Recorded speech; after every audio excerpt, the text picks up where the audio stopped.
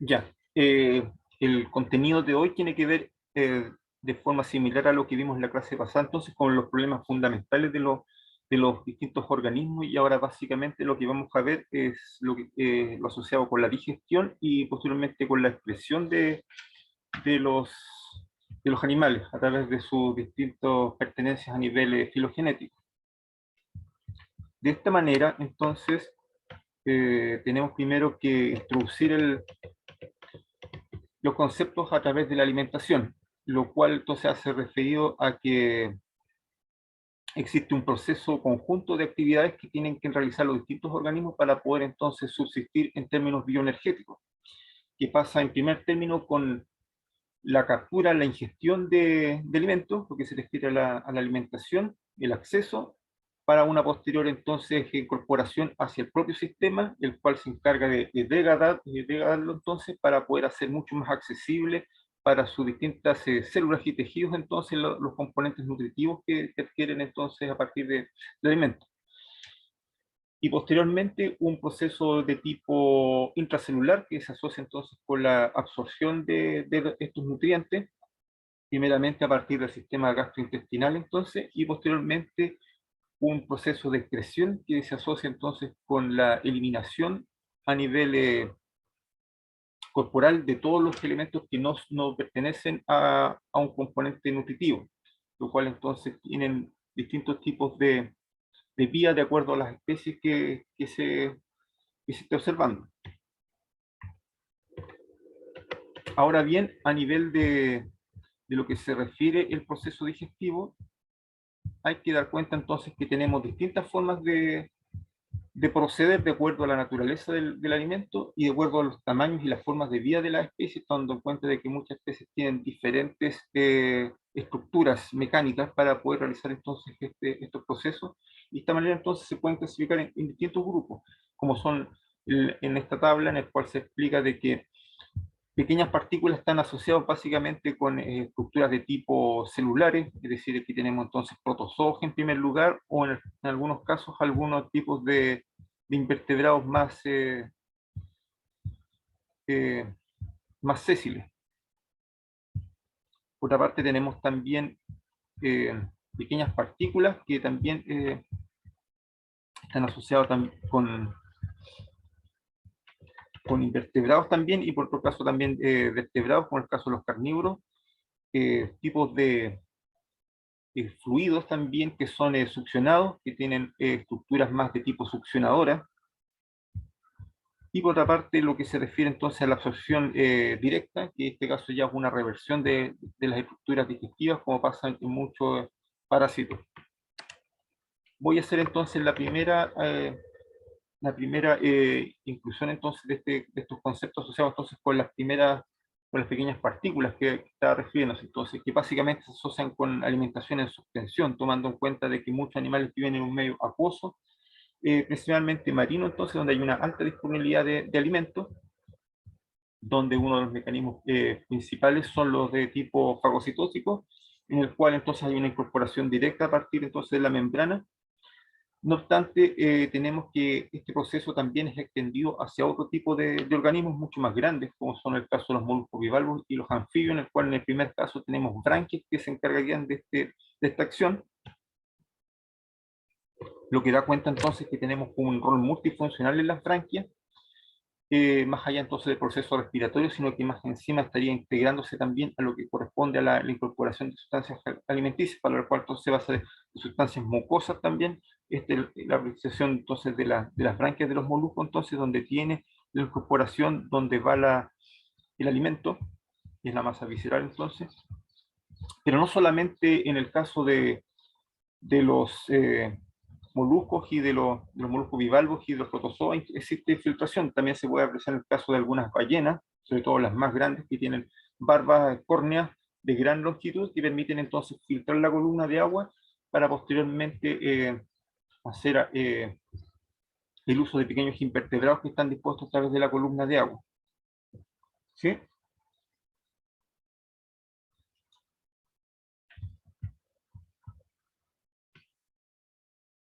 Por otra parte, tenemos también ingestión de grandes partículas que pueden apreciarse entonces en algunos tipos de organismos, sobre todo lumbrícidos,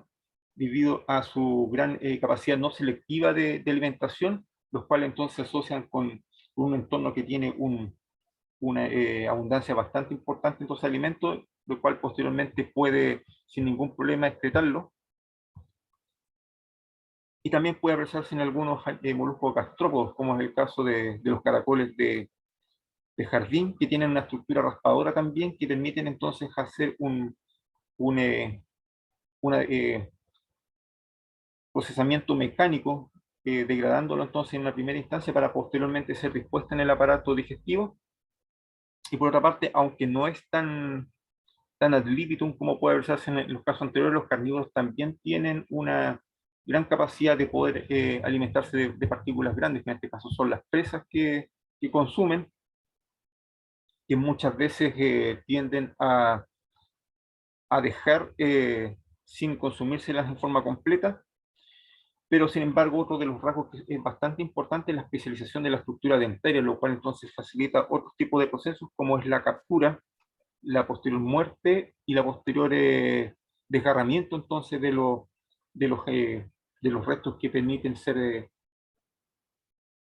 consumidos. Es decir, hay ruptura de tejidos y hay posteriormente una desagregación bien importante de todas las estructuras de los tejidos que están comprendiendo las presas. Y esto también puede desprenderse también en lo que se refiere a las dentaduras que tienen muchos de los mamíferos, que son uno de las clases más especializadas en términos del uso de los recursos. Como se puede apreciar en el primer caso, tenemos el cráneo de un carnívoro, en el cual tenemos distintos tipos de incisivos para el desgarramiento, lo cual contrasta en gran medida con lo que se refiere entonces un carnívoro prehistórico. Y acá tenemos un roedor en el cual entonces se puede apreciar entonces que, no obstante, hay presencia de incisivos para posteriores triturar las partículas vegetales, las fibras vegetales que se encuentran en su alimento y posteriormente un rumiante, que ya tendría entonces molares mucho más planos para hacer mucho más efectivo este proceso de degradación, el cual es bastante importante para el posterior acceso después en el resto del tubo digestivo. Luego tenemos entonces a la alimentación en base a fluidos, como les había mencionado entonces, básicamente lo que realiza la especie es una relación principalmente a nivel de animal-planta. No hay una penetración directa,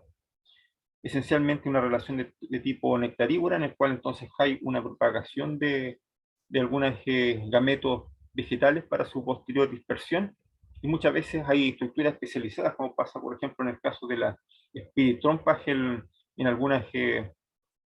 mariposas, por ejemplo, y también con el pico que poseen algunos de los,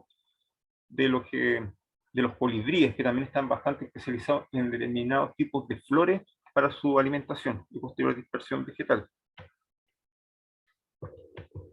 Y luego tenemos entonces la absorción directa de nutrientes, que es lo que les había mencionado en un momento, que tiene que ver entonces con una absorción directa de los nutrientes que ya tiene un animal dispuesto en su cuerpo, principalmente a nivel de la, del intestino, que ya entonces ya es un trabajo que ya está realizado y que en gran mayoría de los casos es de tipo endoparásito. Entonces tenemos ya una reversión entonces de distintos tipos de estructuras que ya se utilizaban, como el caso esto de la dentadura, por ejemplo. Entonces hay una mínima representación de la parte digestiva, básicamente asociada con el tema de la absorción. No obstante, a pesar de esto, también existen algunos protozoos de vida libre que también tendrían este tipo de hábitos alimentarios. Por otra parte, también dentro de lo que se refiere a la alimentación, tenemos una relación simbiótica en algunas especies, lo cual entonces tiene que ver básicamente se modula a partir de los tipos de requerimientos que tenga cada uno, así como se puede apreciar en algunos especies asociados a corales, los cuales les permitiría entonces tener funcionar como atrayentes para poder atraer presas y las cuales posteriormente serían muertas por los propios corales, lo cual entonces permitiría un beneficio mutuo debido al alimento disponible que se generaría por este tipo de captura. Y por otro lado tenemos también algunos casos de termitas, por ejemplo, insectos a sabiendas que son devoradores de madera, los cuales no los podrían realizar en forma independiente, sino es porque poseen unas bacterias que están asociadas entonces a su intestino, entonces, y les permitiría entonces en forma conjunta entonces un beneficio, lo cual se traduce en gran medida por el alimento directo que le presentan las bacterias, y por otro lado también la capacidad de poder tener moléculas asociadas a estos vegetales que no podrían tenerlas de otra manera. Entonces desde ahí se generan un tipo de especialización que no las poseen en otro tipo de miembros en el reino animal, considerando entonces que la celulosa es una estructura bastante difícil de degradar y que no está accesible entonces al intestino de los demás animales. Luego, lo que respecta a la evolución del sistema digestivo, tenemos que tener en cuenta de que en un inicio, sobre todo lo que se refiere a los protozoos, tenemos un sistema bastante generalista que se asocia básicamente con una vacuola, entonces, que permite entonces la incorporación y el almacenamiento de alimentos, que básicamente está asociado con un medio óptimo de funcionamiento en distintos términos físico-químicos.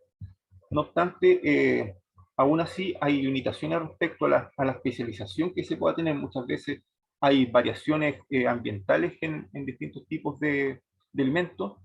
lo cual entonces implicaría de que puede tener algún tipo de restricciones sobre el procesamiento de este tipo de sustancias, lo cual en gran medida va a llevar a que con con la progresiva especialización de la estructura a generar entonces órganos que estén mucho más especializados, mucho más facultados para degradar cierto tipo de sustancias. Y ahí entonces empieza a haber diferencias entre las especies. De esta manera entonces tenemos un sistema que empieza a ponerse en marcha, empieza a tener distintas estructuras más o menos similares entre sí, pero con ciertas diferencias en lo que se refiere entonces a los compuestos que están acostumbrados, que van a estar habituados a degradar. A pesar de ello, entonces tenemos una estructura general que básicamente se sitúa con un sistema de recepción, que básicamente tiene que ver con el sistema bucal y el almacenamiento, que básicamente es el estómago, para después desembocar en un sistema de digestivo absorción, donde empieza a haber todo un cambio a nivel de las partículas degradadas hacia el torrente sanguíneo, y posteriormente una excreción, que básicamente tienen esta acumulación, este almacenamiento entonces de los residuos no digeribles, y que básicamente van a tener una estructura bastante variable entre los distintos grupos animales. Es más o menos lo que se alcanza a apreciar en algunos de estos ejemplos, como se aprecia en el tema de condrictios, por ejemplo, en peces óseos también, este sería el caso. Luego pasa para acá, acá tenemos entonces lo que corresponde a aves. Tenemos entonces glándulas anexas también que estarían asociadas a ellos, y por lo que se refiere entonces la disposición también a nivel de este tipo de órganos y las vísceras.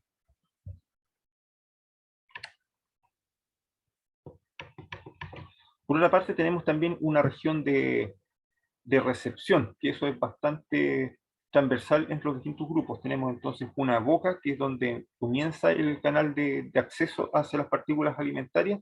que básicamente se traducen en dientes y saliva, que básicamente tiene que ver con la eh, degradación mecánica, lo cual conjunto con la saliva entonces empieza a generar un proceso inmediato de, de degradación debido a la presencia de enzimas y anticoagulantes que estas presentan, además de tener una barrera mucosa protectora también para prevenir cualquier tipo de contaminación hacia el propio organismo por agentes externos, lo cual está conectado entonces con la continuación del sistema digestivo, que básicamente es un esófago, que es un tubo conductor entonces de la boca, que conecta entonces con el sistema gastrointestinal. A pesar de que no tiene funciones propiamente digestivas, permite entonces un movimiento continuo de las partículas que van a estar entonces siendo incorporadas a partir de la contracción debido a su componente muscular que ésta posee. Ahora bien, tenemos que en la región de almacenamiento, entonces, distintos componentes basados en el estómago, en la parte nodular. Tenemos entonces una molleja que la comparten algunas de las especies que se encuentran en, en este, en este continuo filogenético, entonces, lo cual permite una degradación en forma mucho más efectiva, que las cuales están muchas veces asociadas con partículas de tipo física, como por ejemplo piedras en el caso de algunas aves. Y entonces, si bien no les hace daño, permitirían entonces aumentar una superficie de maceramiento, lo cual entonces generan partículas mucho más pequeñas para el proceso de digestión que corresponde después al reingreso hacia el estómago. Y aquí es donde precisamente empieza el proceso digestivo, más allá entonces de poseer entonces este continuo de alimentos, en el cual tiene una degradación intermedia y el cual se llama quimo. Es el término entonces técnico para este tipo de procesamiento, el cual entonces va a estar en continua exposición a enzimas, principalmente de tipo proteasa, que son las que generan esta degradación de estos compuestos orgánicos. Y por otro lado tenemos también otro tipo de estómago, que son, como les había mencionado, en forma bastante específica en el caso de los herbívoros, los cuales tienen una compartimentalización, está dividido en 4 cámaras que facilita entonces un proceso de degradación mucho más sistémico, lo cual se asocia también con bacterias que no poseen en forma natural, son de tipo simbiótica, que genera entonces la degradación de por sí de la celulosa y por eso permite entonces de que tengan accesibilidad a los nutrientes que este tipo de alimento se genera. No obstante, también generan procesos gluconeogénicos debido a las dificultades que muchas veces posee este tipo de alimentos para mantener una condición nutritiva lo suficientemente sistemática en el tiempo, lo cual entonces permite de que este flujo de nutrientes sea lo más continuo durante el tiempo de funcionamiento del individuo, para que no puedan entonces estar sometidos a una condición hipoglucémica.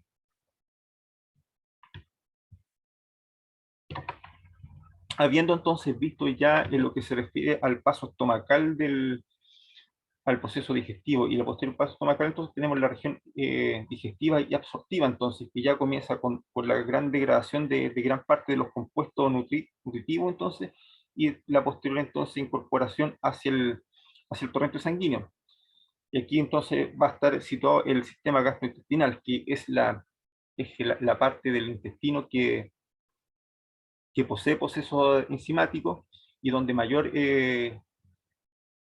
procesamiento se genera entonces en base a estos compuestos. Tenemos entonces, hay una diferenciación entre los distintos nutrientes que se encuentran. Los carbohidratos, que son los azúcares, entonces las grasas y las proteínas, cada una tiene distintas rutas metabólicas, distintos tipos de enzimas, lo cual van a generar distintos tipos de resultados para su posterior incorporación al torrente. Básicamente voy a hacer la pequeña referencia hacia las proteínas, las cuales entonces tenemos distintos tipos de enzimas, como había mencionado, proteasas que también comienzan con el estómago, habiendo entonces una diferenciación, una degradación hacia el nivel de aminoácidos, entonces, que tienden a tener cierta especificidad de acuerdo a las zonas específicas de ruptura que posean en torno a la estructura química, lo cual también está asociado con el pH en el cual actúa el medio que es más óptimo para su acción. Y eso también está asociado entonces con esta estructura química, a la vez que también hay un tipo de enzimas que tienden a tener una estructura,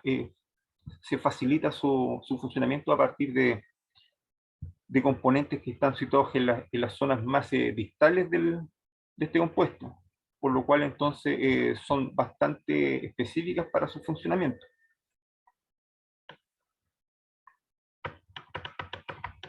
Otros de los compuestos, como les había mencionado recién, son los lípidos, las grasas que estarían también bastante involucradas en este proceso de degradación. No tenemos, en primer lugar, las lipasas, enzima lipasa, entonces, que permite una degradación de glicéridos, entonces, que el páncreas sería el principal responsable de este tipo de proceso químico. Y por otra parte tenemos entonces las enterasas, que sería el de tipo más simple, sería entonces los que poseen una complejidad menor en torno a su estructura química,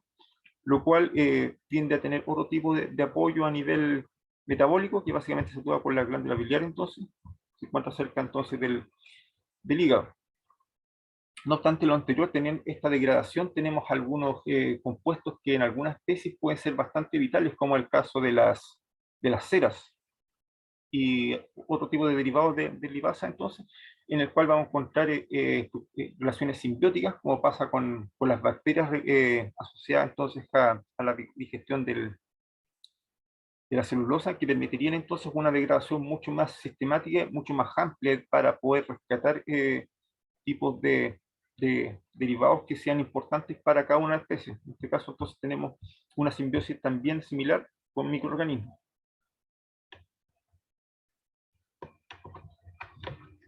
Y luego tenemos la absorción propiamente tal, donde el cual empieza ya a haber un ingreso de estos compuestos ya degradados, ya eh, derivados ya entonces a la estructura mínima, que permitiría entonces una facilidad de incorporación hacia el torrente sanguíneo y hacia los tejidos, lo cual entonces en primer término van hacia el lumen del tracto intestinal, que es donde se genera entonces esta acción, y donde se pueden definir entonces distintos tipos de procesos. Uno de tipo pasiva, en el cual no hay ningún tipo de energía involucrada, van directamente por osmosis, y por otro lado tenemos también el de tipo activo, en el cual necesariamente tiene que haber un ingreso de energía que básicamente se sitúa en ATP, moléculas fosfatadas entonces, y que básicamente se sitúan por un tamaño molecular que muchas veces es bastante grande y que requiere entonces ser apoyado en gran medida en forma activa. De esta manera vamos a encontrar de que a nivel zoológico, adaptaciones más de tipo particular para este tipo de absorción, que básicamente se sitúan con un aumento en la superficie intestinal, que permitiría entonces, por un tema de relación de superficie, poder entonces disponer de una cobertura absortiva, donde la cual existirían los casos como los insectos, que tienen una fuerza gástrica, entonces, que permitirían un fenómeno de este tipo, para llegar al caso de mamíferos, donde tenemos entonces bastantes pliegues a partir del intestino, entonces, que permitiría una superficie mucho mayor de incorporación, entonces, de este fenómeno absortivo.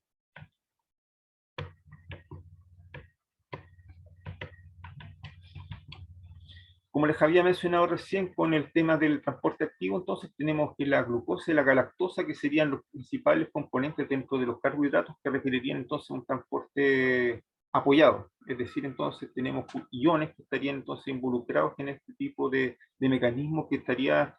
facilitando la incorporación hacia las células. No obstante, el resto de los azúcares tienen un transporte simple.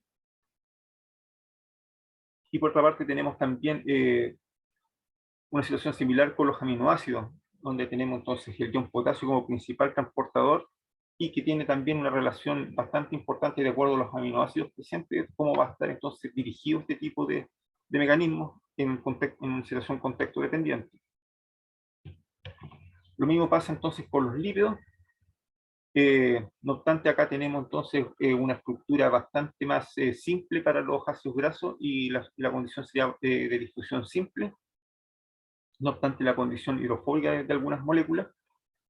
Y por otra parte tenemos ya el proceso propiamente tal ya del término de la digestión, en el cual entonces tenemos ya gran parte de los requerimientos siendo considerados entonces en el intestino, para posteriormente incorporar el resto, lo que no se pudo ser asimilado a partir del intestino grueso, donde empieza un proceso de concentración solidificado debido a que gran parte del agua ya ha sido reabsorbida, para posteriormente intervenir en una proceso ya de expulsión a partir del ano, que gran parte del patrón que se posee en forma morfológica por las distintas especies. Eso es lo que se refiere entonces a la digestión en términos generales. Y luego tenemos entonces el caso de la excreción, que también tiene una importancia bastante vital en los distintos organismos, donde los cuales,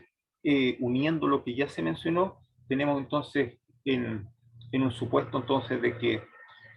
gran parte de las sustancias que ya derivan de los procesos metabólicos, más allá entonces de la digestión, tenemos también la respiración y otros procesos derivados de metabolismos incorporados allí, muchas veces actividad física, se genera ácido láctico, lo cual entonces empieza a generar concentraciones muchas veces no deseadas dentro de los organismos,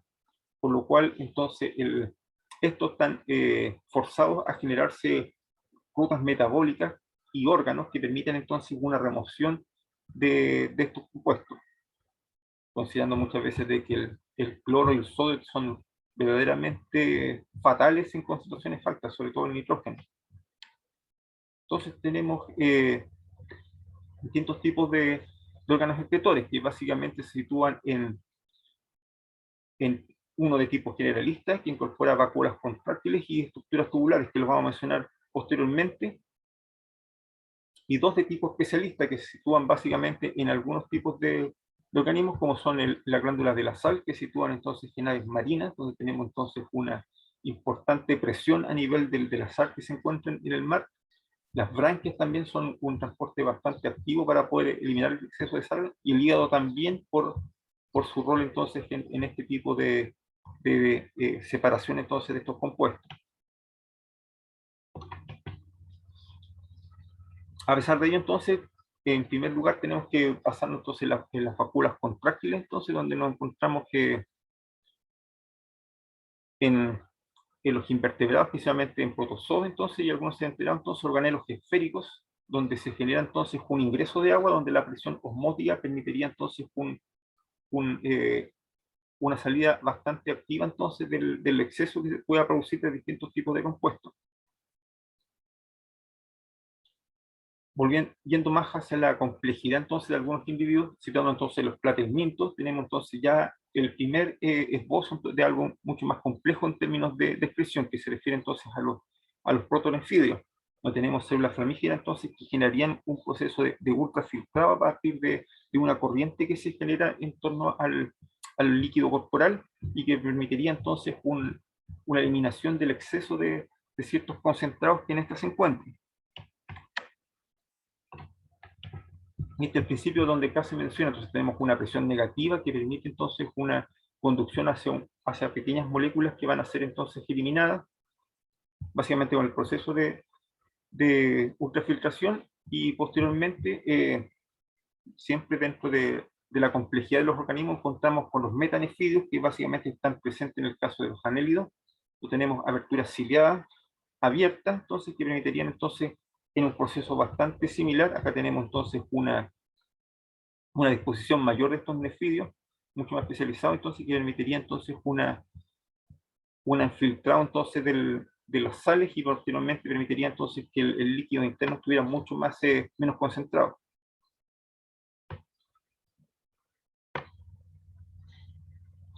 Para el caso de artrópodos, nuevamente, tenemos entonces una complejidad mayor, entonces, donde nos encontramos con los túbulos de Malpighi, entonces, que son túbulos ciegos que se encuentran en la zona ventral.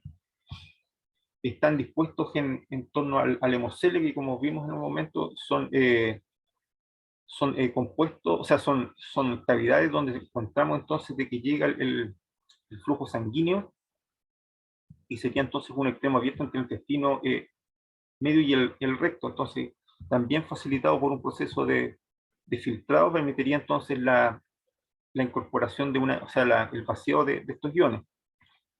No obstante, la baja presión sanguínea, que es derivado entonces del defecto de este tipo de sistema, tiene que ser apoyado en forma activa por iones que van a tener que ser liberados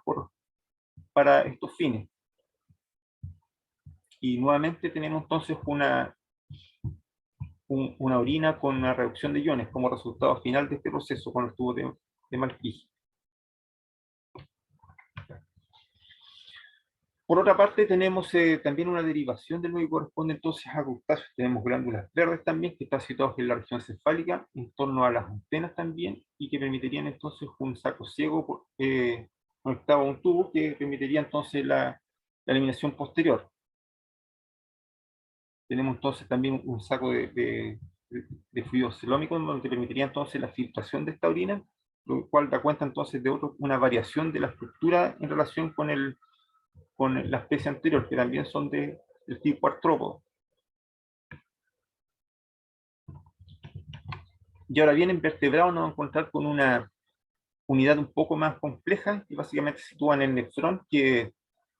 tiene un principio de ultrafiltrado también bastante importante y que tiene diferencias en los taxas de acuerdo al contexto ecológico, de acuerdo a la presión o no que posea respecto al agua, a la disponibilidad de agua. De esta manera entonces nos encontramos con un cuerpo de malpighi que posee bastantes capilaridades, entonces facilitando entonces este proceso de filtración con los extremos ahuecados, donde se crea entonces también un proceso de presión sanguínea que permite entonces una salida de fluidos, los que posteriormente van a ser incorporados dentro de estos capilares para su posterior excreción. Nuevamente entonces una presión sanguínea que se incorpora y hay un cambio en las presiones osmóticas, lo cual entonces facilita entonces este movimiento. Aquí se permite entonces incorporar, se permite graficar entonces estas salidas de, de flujo que permitiría entonces un cambio iónico, y este proceso ocurriría entonces en la región cortical del riñón, que es posteriormente ya el órgano especializado que estaría dando cuenta entonces de este proceso.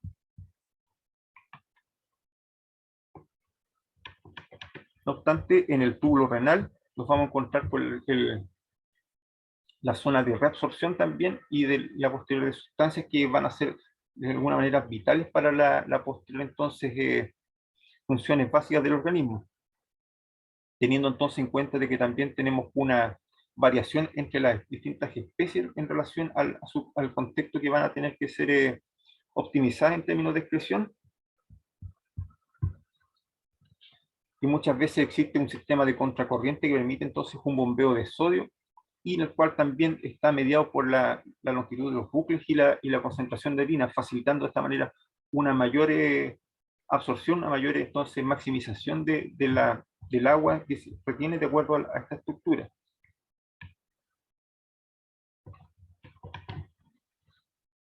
Por otra parte, tenemos también una componente endocrino que estaría entonces facilitando el proceso de reabsorción, entonces, permitiendo entonces una permeabilidad de los ductos, que sería el caso de la hormona antidiurética también, que sería entonces una de las promotoras entonces de cuánta agua puede ser entonces dispuesta hacia el medio exterior. Y tiene que ver entonces con cambios en el entorno, la disponibilidad de agua que en este exista, para que el organismo tampoco se hidrate en exceso. Y ahora, uno de los elementos también bastante importantes en los organismos tiene que ver con la excreción del amonio, o sea, del nitrógeno, en el cual, como les había mencionado hace poco, es un compuesto altamente tóxico y que en cierta medida está,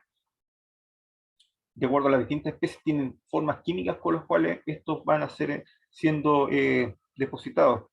lo cual va a variar según la especie. Si es urea o ácido úrico, es un proceso que se realiza, que se conoce como deaminación. Entonces, tenemos los aminotélicos entonces que generan efectos tóxicos, que son principalmente los peces, y que no obstante la capacidad que tengan ellos para poder liberarlo,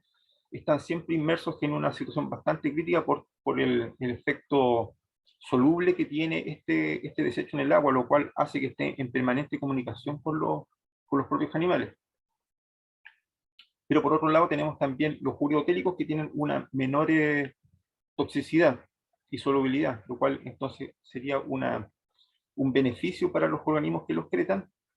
lo cual entonces se generaría por un ciclo un poco más complejo que el ciclo de la urea, y aquí ya empieza a haber una variación a nivel filogenético, donde tenemos entonces vertebrados ya de vida, que viven en tierra firme, y algunos invertebrados que también están entonces asociados con este proceso, donde también hay cambios de las enzimas implicadas, que también es un proceso bastante importante para los efectos metabólicos.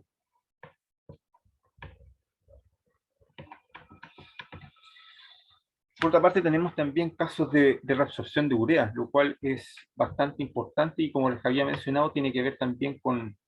cómo el agua es importante para el funcionamiento orgánico y que también ayuda entonces a incorporarse también dentro de la osmolaridad entonces sanguínea. Por otra parte, tenemos también ácido úrico que también ayuda a evitar la pérdida de agua, teniendo entonces un compuesto alternativo en el cual se transforma el amonio, que es la glutamina. Entonces, tenemos también ahí otra de las posibilidades metabólicas. También tenemos patrones ambientales en lo que se refiere a la expresión de oxígeno. Tenemos entonces de que ambientes terrestres son más restrictores frente al agua, más que la forma de expresión. Eso también es bastante importante entonces de alguna manera se evita perder agua y se generan entonces desechos sólidos, que sería entonces uno de los elementos por los cuales tienden a diferenciarse con respecto a los de vida acuática, como son los peces. Y para resumir esta parte, entonces tenemos una digestión como un proceso bastante complejo en lo que interviene la degradación del alimento. Vemos que tenemos distintos tipos de alimentos, distintas facultades para poder degradarlo, utilización de la especie. Ahí tenemos procesos por las particularidades evolutivas de algunos taxa, en lo que se refiere tanto a la degradación de la digestiva de estas moléculas y los requerimientos nutricionales de cada uno de ellos. Vamos a ver de que cada uno de ellos va asociándose entonces con distintos tipos de estructuras. Algunos tienen simbiosis con bacterias, por ejemplo, que ayudan a la degradación de compuestos vegetales o también de líquidos, que ayudaría entonces a una diferenciación alimentaria mucho más sutil. Y por otra parte tenemos entonces la expresión que corresponde a una extensión entonces de este proceso, en el cual tenemos acá una eliminación de estos compuestos metabólicos, que tiende a variar de acuerdo a la complejidad de esta. Vemos de que teníamos las vacuolas de los primeros protozoos, hasta pasar por los protonefidios, a pasar después por los nefidios de los riñones, lo cual permite entonces variaciones en los filtrados resultantes, y posteriormente también hay variaciones en los desechos, pasando entonces por los nitrógenos, los compuestos nitrogenados, que son los más críticos, para tener entonces desde amonio hasta urea, que sería entonces como uno de los menos dañinos y posteriormente asociado también a efectos ambientales, como tiene que ver entonces con la retención del agua, que también sería uno de los elementos de más importancia para la especie, sobre todo en medios donde esta es más, menos disponible. Y eso sería esta parte. No sé si hay alguna consulta.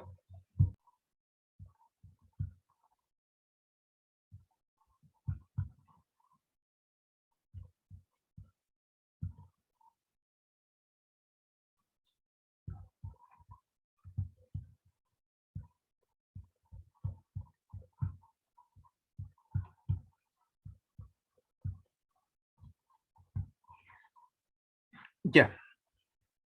básicamente lo que vamos a ver acá entonces es la representación de los sistemas que vimos a partir de distintos grupos de taxas que hemos abordado en la primera parte del curso, dando cuenta entonces de que a nivel digestivo, básicamente tenemos que revisar el tema de los peces óseos,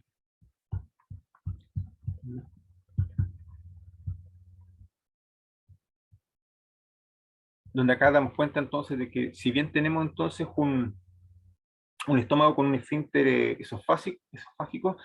está situado básicamente en la zona cardíaca pilórica, en la región entonces media,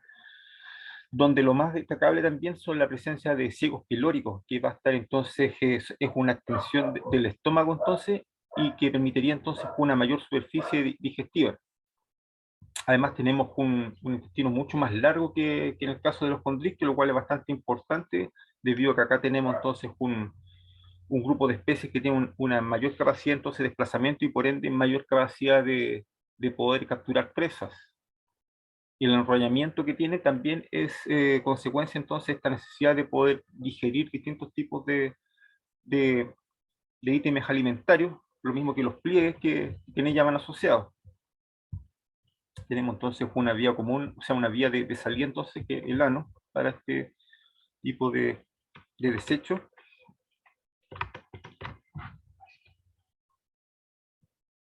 Y tenemos el caso de los anfibios, que son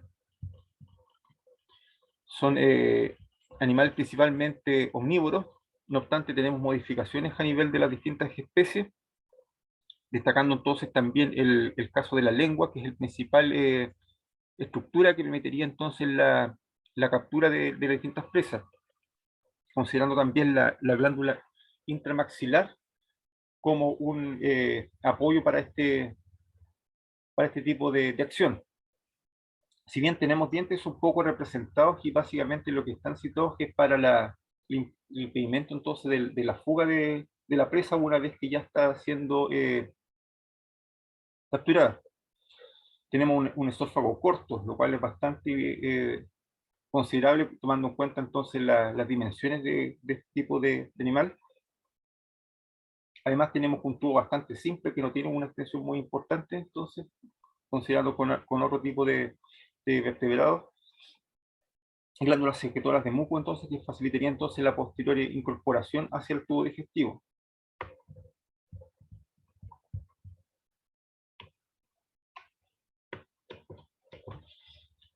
El intestino ya, propiamente ya en el recorrido habitual del estómago, entonces tenemos que se separa del estómago por un corto esfínter pilórico, entonces, el cual entonces, a partir de una dilatación que ocurre posteriormente, se sitúa en el intestino grueso, entonces, que daría cuenta entonces de la extensión, lo cual deja entrever que no es muy largo lo que este, este, eh, este tubo para este tipo de especies.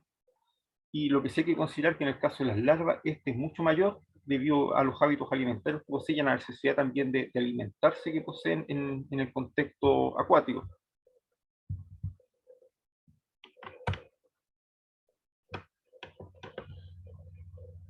Por otra parte, acá en el caso de los reptiles tenemos ya una representación un poco más compleja debido entonces a la presencia de dientes que ya tienen un fin ya más de tipo predatorio, también de desmenuzación y posteriormente la forma que muchas veces, si bien es cónica, tiende a tener variaciones. Ahora bien, también encontramos que glándulas salivales con distintos tipos de compuestos, como en algunos casos de alguna especie de serpientes colúbridos, entonces, que poseen entonces rol tóxico, tiende a ser variable de acuerdo a distintos componentes que presentan. El estómago, básicamente ya entrando en lo que es el tubo propiamente tal, tiene una forma tubular entonces, para posteriormente destacar por el corto grosor entonces que posee el intestino delgado, para posteriormente entonces ensancharse en forma mucho más significativa en el caso del intestino grueso, que considera que muchas de estas especies son de tipo carnívoras y por lo tanto necesitan también tener una amplia superficie para el procesamiento. Y acá, sin embargo, tenemos una subdivisión en lo que es la cámara cloacal, lo cual entonces existen distintos tipos de vaciamiento, tanto lo que se refiere en la GESE, en lo que se refiere entonces el coprodeo, y en lo que se refiere entonces el producto de los riñones gigametos, que posteriormente tiene que ver básicamente con la parte urinaria excretora y los gametos. Y lo que se refiere a las aves, entonces, tenemos que lo importante acá es el pico, que posee un rol bastante destacado en lo que se refiere la ingestión a partir entonces de esta saliva que va generando. No tiene dientes, lo cual también es un aspecto muy, muy destacado. El esófago, perdón, el estómago entonces, que como les había mostrado la parte anterior, entonces posee dos partes, dentro de las cuales entonces destaca la molleja, que presenta entonces este rol triturador para el alimento que está siendo vertido, y el proventículo, que sería entonces el compartimento esencial de almacenamiento, donde hay una variación en la composición de esta estructura de acuerdo a distintas especies, ya que muchas de estas fluctúan de acuerdo a sus hábitos alimentarios, teniendo en cuenta de que acá tenemos especies que son bastante variables, teniendo especies que son granívoras, insectívoras, carnívoras incluso, y también hay algunas que son omnívoras, lo cual entonces hay una alta gama de posibilidades en el sentido de poder instrumentalizar entonces esta estructura. Otro de los aspectos bastante importantes es un jugo gástrico que tiene un alto poder entonces de degradación, como en el caso del Aves carnívoras principalmente, donde podemos apreciar entonces este tipo de gurgitado, estructura entonces que se va haciendo depositar el exterior, que es una gacrópila, donde se pueden alcanzar a apreciar distintos cráneos de los roedores principalmente, que son las presas que consumen, lo cual entonces da cuenta del importante rol de desintegración que posee el jugo gástrico. Y por otro lado tenemos también a nivel gástrico entonces un duodeno intestino corto, cual bastante significativo, a lo cual también se asocian los ciegos especiales que también permiten una mayor incorporación absortiva, además de lo que se refiere entonces al agua. Un recto también que también ayuda entonces hacia la porción entonces de excretora, lo cual entonces va a incorporar el coprodeo y el urodeo entonces como una porción para confluir entonces entre los conductos urinarios y genitales. Y en lo que se refiere entonces a mamíferos, tenemos entonces de que este grupo tiende a ser bastante amplio, bastante diverso entonces sus hábitos alimentarios. Entonces acá podemos apreciar los distintos órdenes que están comprendidos y más o menos la variación en torno a su dieta, teniendo en cuenta que pasa desde las que están basadas en componentes animales hasta las que están basadas en esencialmente fibras, vegetales entonces herbívoros y unos que son de tipo omnívoro, lo cual se traduce también en variación a nivel estructural y también de las enzimas que van a ser utilizadas para este proceso. De esta manera entonces podemos considerar de que los distintos animales poseen variaciones en su tracto digestivo, el tamaño del estómago, para poder entonces almacenar y posterior degradar, y el intestino grueso también para el posterior vía para la eliminación, a la vez de la compartimentalización, es decir, estructuras anexas que permiten entonces este proceso. Y acá vemos, por ejemplo, en el caso de un topo europeo, un estómago relativamente pequeño, lo mismo que para su intestino, lo cual da cuenta de la simplicidad de su tipo de alimentación, basada esencialmente en insectos. Por otra parte tenemos el perro común, perro doméstico entonces, que si bien tiende a ser bastante omnívoro, tenemos acá una complejización de su intestino, nada más ver entonces la escala en la que se sitúa, y posteriormente ya tenemos una complejidad también en lo que se refiere a sus vías de evacuación, es decir, entonces el intestino grueso, lo cual es mucho más evidente en el caso del cerdo, que tiende a tener una omnivoría mucho mayor, también es muy eficiente con el alimento que es consumido,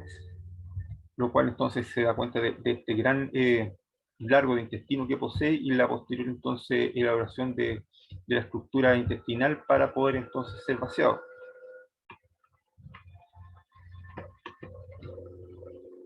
Lo mismo pasa para el caso del conejo, que tiende entonces a tener un intestino relativamente largo, también una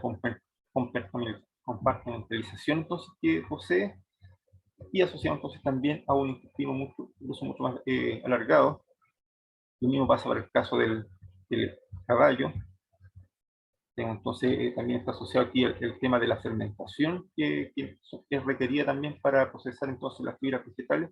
y lo mismo pasa entonces para el caso de las ovejas, que se alcanza a ser mucho más significativo entonces este alargamiento y los compartimentos que con ellas se asocian.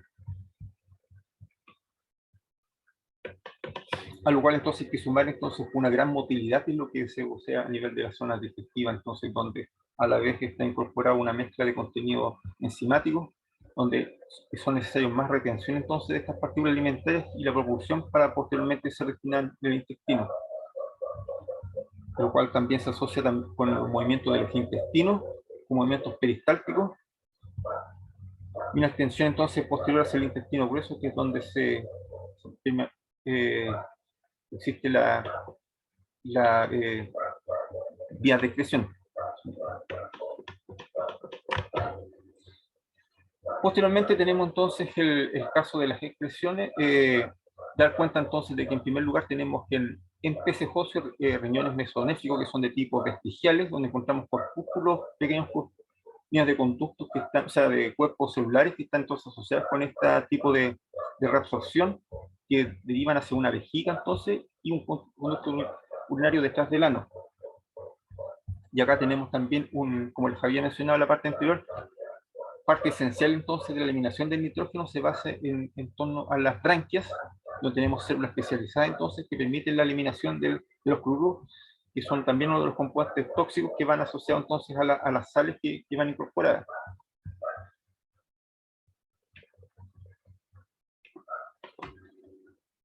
Luego tenemos los anfibios, que también es el otro grupo de vertebrados de destacamento. Entonces tenemos riñones pares también una condición mesonéfrica de tipo ovalada, entonces, que van a desembocar entonces en tubos uriníferos, entonces, entre los cuales entonces también se incorporan los conductos de Wolf, que son más asociados entonces también a un conducto de tipo mesodérmico, para posteriormente destacar entonces también lo que se refiere a los uréteres entonces, dar paso a los genitales y la orina, y posteriormente tenemos una vejiga bilobulada, que entonces es la que permite entonces el ingreso hacia los uréteres. Puesta entonces la uretra y la posterior entonces eliminación hacia el exterior. En el caso de los reptiles, entonces tenemos una ligera diferenciación en lo que es la forma de los riñones, son bastante aplanados y regulares entonces, no obstante tener una forma lobulada. Acá también tenemos uréteres con conductos estrechos que se extienden hacia la cloaca.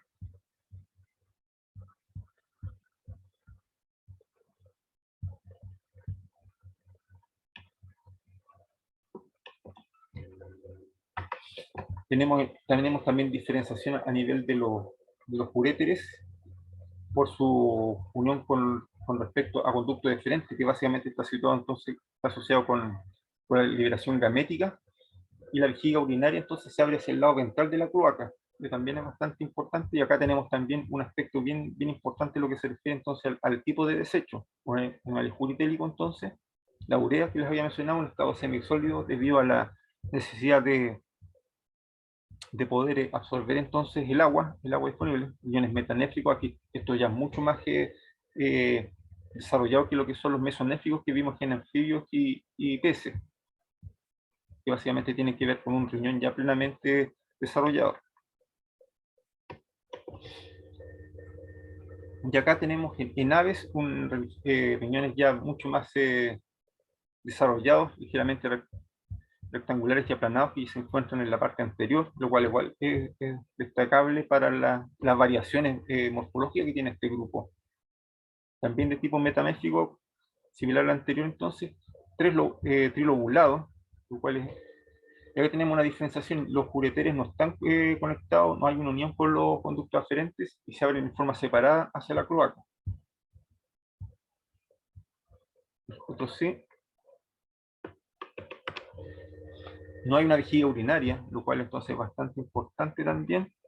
Están los tres lóbulos, y la orina también estaba dispuesta en estado semisólido debido entonces a la necesidad de poder de absorber el agua en forma mucho más amplia posible.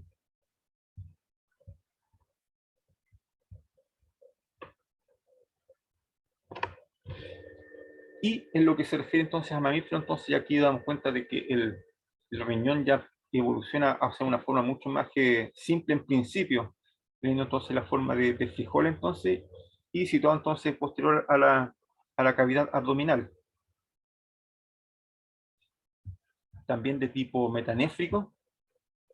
y la estructura entonces es unilobulada entonces, destacándose entonces que se destina entonces la uretra en la vejiga urinaria, lo que no pasa en las aves, por ejemplo, lo cual ya igual es muy importante, y una abertura separada hacia la vejiga urinaria.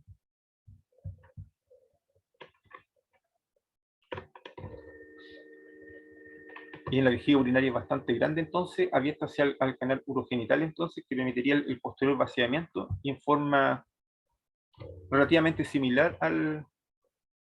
a otros vertebrados. Entonces tenemos una vejiga tipo ureotélica, sin embargo acá tenemos un estado fluido, es decir, tenemos bastante líquido, lo cual varía de acuerdo al contexto en el cual se sitúan, lo cual permitiría entonces que algunos riñones fueran más eficientes para la